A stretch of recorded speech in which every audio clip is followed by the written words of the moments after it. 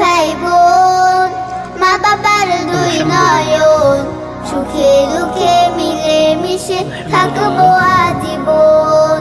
ভাইয়া তুমি অনেক ভালো থেকো, আপু তুমি আমায় আদরে রেখো।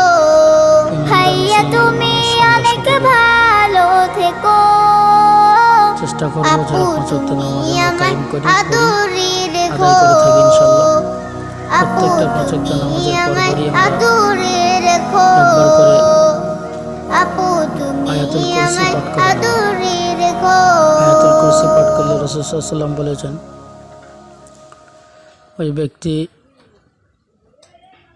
মৌতের অপেক্ষা জান্নাত নসিব হবে। অর্থাৎ মরণ না হওয়া পর্যন্ত আপনার জান্নাত নসিব হবে না, মরণ হওয়ার সঙ্গে সঙ্গে এই আমলটা যদি কেউ করতে পারে তার জান্নাত নসিব হয়ে যাবে ইনশাআল্লাহ।